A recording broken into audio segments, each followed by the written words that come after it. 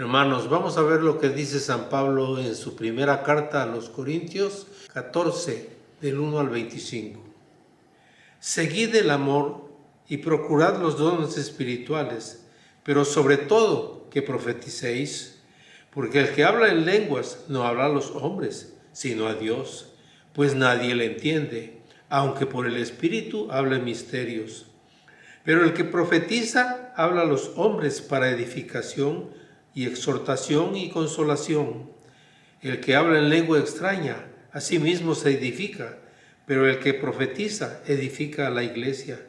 Así que quisiera que todos vosotros hablaseis en lenguas, pero más que profeticéis, porque mayor es el que profetiza que el que habla en lenguas, a no ser que las interprete para que la iglesia reciba edificación. Ahora pues, hermanos, si yo voy a vosotros hablando en lenguas, ¿qué os aprovechará si no os hablare con revelación, o con ciencia, o con profecía, o con doctrina?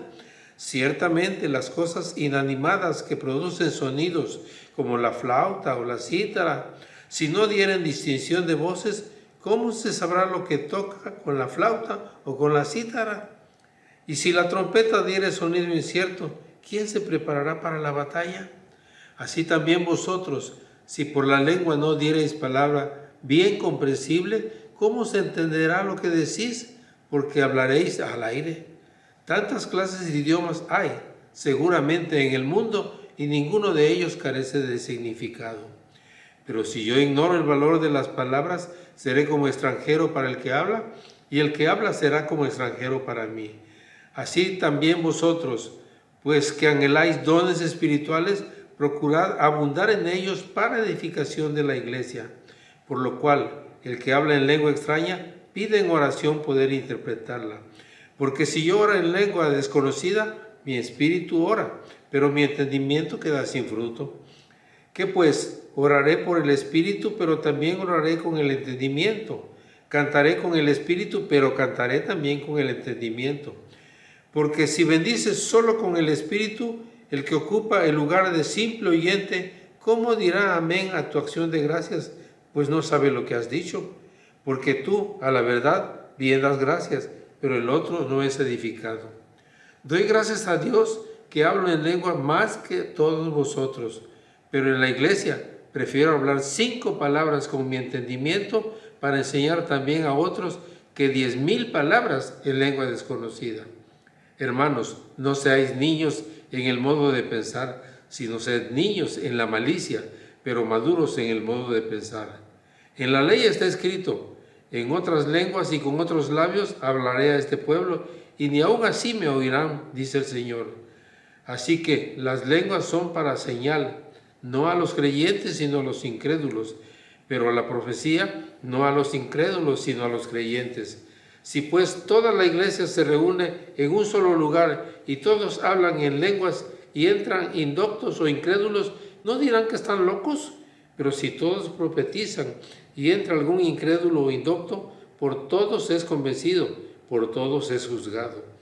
Lo oculto de su corazón se hace manifiesto, y así, postrándose sobre el rostro, adorará a Dios, declarando que verdaderamente Dios está entre vosotros. Aquí Pablo le está explicando a los hermanos de Corintio que no anden presumiendo de hablar en otro idioma. Lenguas u otro idioma es exactamente lo mismo. Y es que en aquel tiempo no habían escuelas para aprender el idioma. Y entonces, si uno quería aprender un idioma desconocido, tenía que ir al lugar donde se hablaba ese idioma y estar allá todo el tiempo necesario, más de 2 años por supuesto, para aprender a dominar ese idioma. Pero parece que algunos hermanos de Corintios que venían de distintas culturas, no nada más de una sola cultura, les gustaba no llevar el mensaje como está diciendo Pablo, sino presumir que puedo hablar en otro idioma.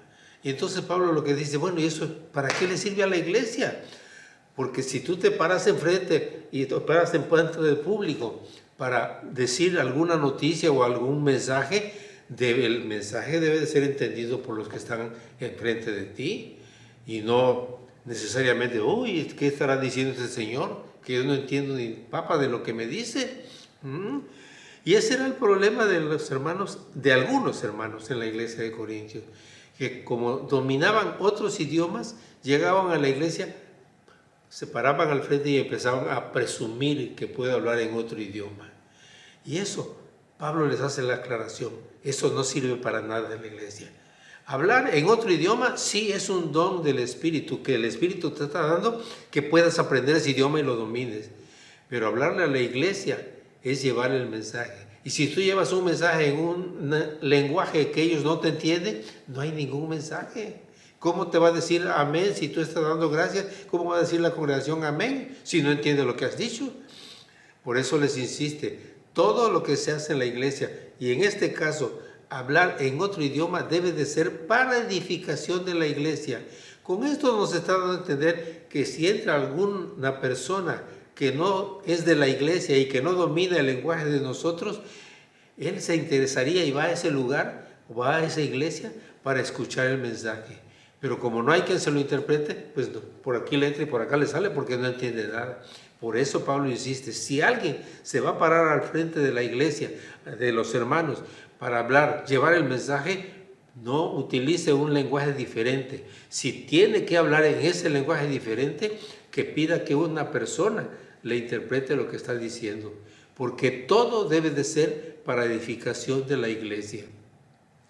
Por eso, si algún hermano o algún visitante entra en nuestra iglesia y no domina nuestro idioma, lo que debemos hacer es que alguien que lo identifique como qué idioma habla, se presente con él y le diga, mire, siéntese y yo le voy a traducir el mensaje. Pero al hacer esa traducción, también cuidando, no interrumpir al orador o al predicador. Y si nosotros hacemos todo eso como Pablo está aconsejando a los hermanos de Corintio, estaremos edificando la iglesia porque lo estamos haciendo todo para la gloria de Dios y no para presumir que yo domino otros idiomas u otras costumbres. Y con ese pensamiento en sus corazones, mis hermanos, reciban la bendición, que el amor de Dios el Padre, la gracia de nuestro Señor Jesucristo y la comunión del Espíritu Santo sean con ustedes ahora y siempre. Amén.